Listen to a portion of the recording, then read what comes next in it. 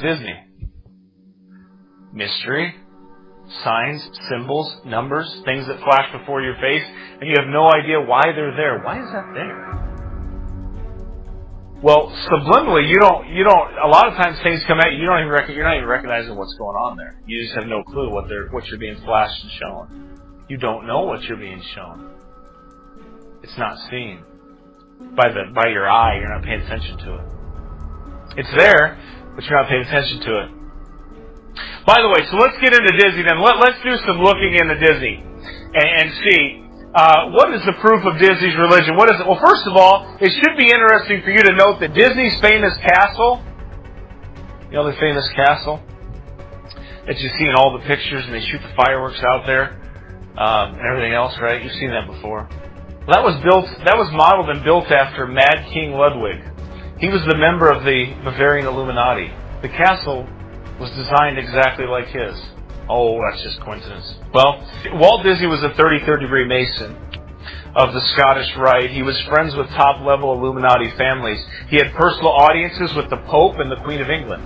So Masonry, in other words, so he had some strange connections to government. He actually, and I can show you where Disney did produce some government propaganda films after the war had started. Actually, it was like the day Pearl Harbor was attacked. Then they moved on to the Disney facilities, and they started making propaganda films, and they were training people. And I'm not going to get into that today. So in Disney's own name, what you can see, you see the 666. You can see it in their name that's there. In fact, you can see it all over Hollywood. It's very popular all over Hollywood to use the 666 number. It's for a reason, obviously. They use it because that's who their God is. Here you can see it, just so you know I'm not making it up here. You say, but that's not clear. It should be 666 right in the front. Well, that's not how esoteric religions work. They don't work that way. They work this way, so it flashes in front of you.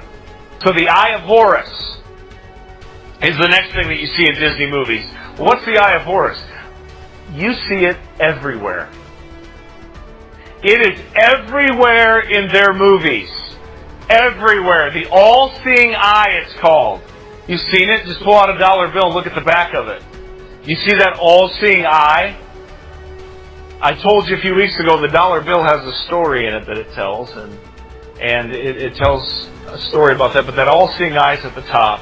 What is the all-seeing eye? Why can it be seen in Disney films? It's all over Hollywood. It's not just Disney, but it goes to show you the same spirit. Why is it there? Why do you have an all-seeing eye? And what does that all-seeing eye stand for? It's Masonic, but it's also more than that. It's esoteric. It's a religion that they preach. See, you and I live in this bubble where we believe that there's no occult practices anymore. The devil, he just went to sleep. He doesn't do anything anymore. He doesn't really use people anymore. People aren't really witches out there. People aren't really warlocks out there. People aren't really sorcerers out there. No, they don't do that. That's just all fake stuff. No, it's real. And they really hate your God. And I just wish we loved our God as much as they hate Him. Because then we'd all be out there reproving this garbage instead of accepting it and bringing it into our lives and our homes. And winking at sin and say, oh, it's no big deal. It's no big deal. No, it's just Satan. It's no big deal. And no marvel, for Satan himself is transformed into an angel of light. Therefore, it is no great thing if his ministers also be transformed as the ministers of righteousness, whose end shall be according to their works. When Disney has their little religious moments in their movies, while they have this spiritual moment, then they have sorcerers and witches and warlocks and everything else. Why is that? Because they're all under the same God, that's why. Well, what spirit is it then? It's the spirit of the God of this world. So it's a mystery religion that is shrouded with signs and symbols and numbers. By the way, I'm just curious, is the occult family friendly?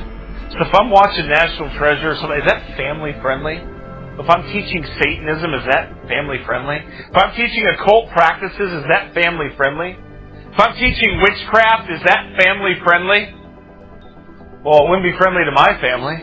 It's not nice to try to make people Satanists.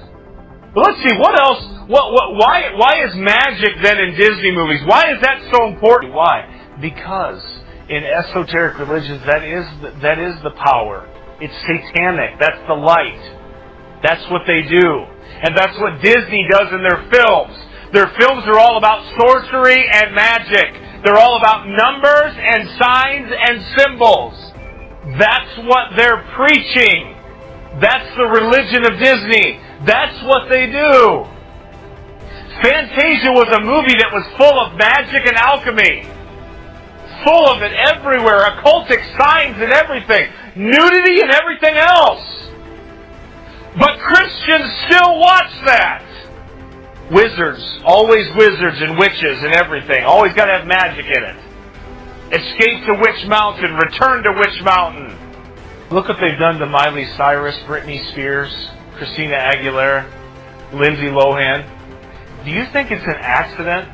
Do you think it's an accident that these young ladies were taken from these sweet little innocent girls that did a little movie here, and they're under contract with Disney, and they grow up and they turn in to some of the most outlandish, crazy, psychotic, whorish women you will ever see in your life? Now, maybe you think that's an accident. I don't. Because if it was one, then it might be an accident. If it was two, then it might be an accident. But all of them turn out that way. Why? Because it's planned that way.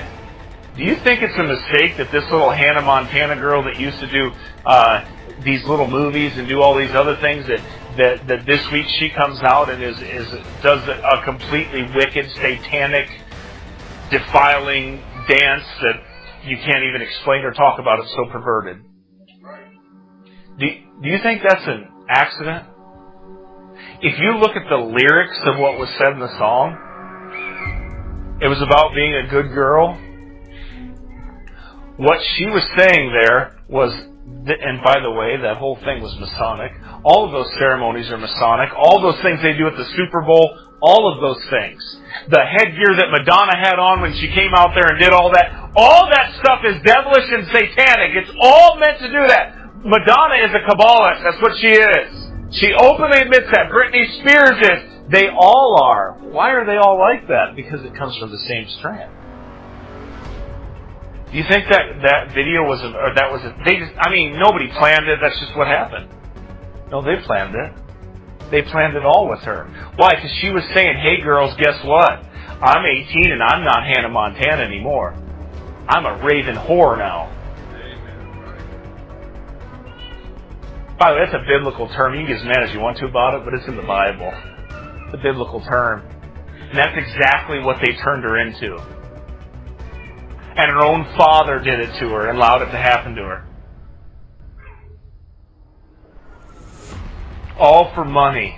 You think it's a mistake? Look at all those girls. Britney Spears, why do they all shave their head? Because it's ceremonial. It's rebellion to their controller, their handlers, of what they've been taught. See, I don't believe any of that stuff. Well, you must believe it. But it's there, and it's real, and it's right in front of your face. And here's a young little girl that was raised up, that her father prostituted her out to Hollywood and to Disney. And look what Disney does to little girls when they get a hold of them. Look what they did. Look at their movies, what their movies are about. All about little girls that dress, little princesses that dress, and they have these perfect bodies and these perfect shapes and these perfect gowns and these revealing clothes on. And they're always running away with some man or always doing something.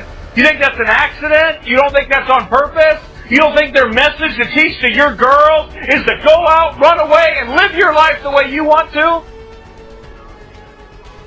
Oh, just shut up, preacher. Quit talking about this stuff. It don't matter. Nobody really follows that. Yes, they do. Look at it. You ever seen in Christian churches where these girls just take off and either elope or run around and shack up with somebody and take off and they're just gone? All the time they're just gone. Where they at? Oh, they left. They took off. Just took off. Why? I don't know. When they were a little girl, Peter Pan flew into Wendy's window. Said, hey, let's get out of here. Let's go to Never Never Land. Oh, come on. That's just a cartoon. I know. Lots of people...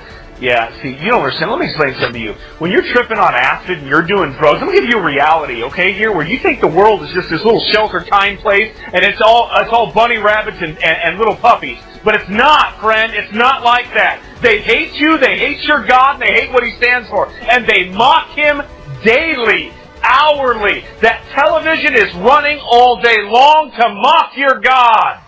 That's what it's doing. See, I didn't grow up in a Christian home.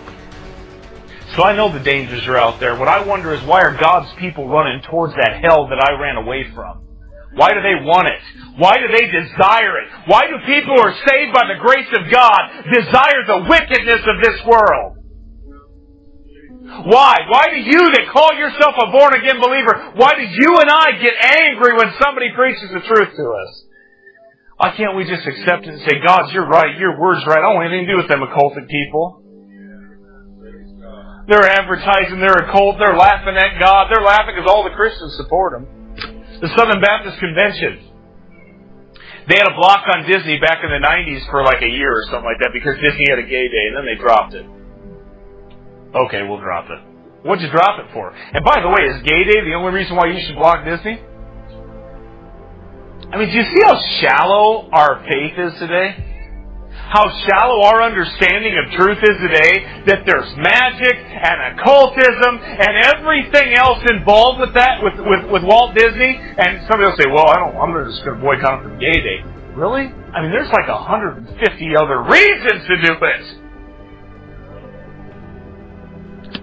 But you're going to tell me, oh, well, one reason, that's, because of that. Really? Do you really think homosexuality was the problem? No, the problem was back in the 50s and the 60s, and back in that time when the rise of the occult in the movie, nobody said anything. Most people just shut up and didn't say anything. And it grew and it festered and it grew and it grew. And then it grows in the heart of your children. And they get mad because you let them watch it for so long, and then you say, no, this is wicked and wrong. And then a seed of rebellion grows in that, and they get angry with it. Why? It's not that bad. It is that bad and then some. It is rebellion to God and then some. That's exactly what it is. It's rebellion. Rebellion is as the sin of witchcraft. But that's Walt Disney's religion. That's what he believes. I watch the world. I watch its ways of thinking. I watch its attitudes, its fascinations, its worldviews. And I watch how it impacts the church. As a pastor, I'm constantly aware and concerned that we maintain a healthy relationship with the world. If we're a church that is carrying out the mandate of the risen Christ to go to the nations, to touch this world with the gospel,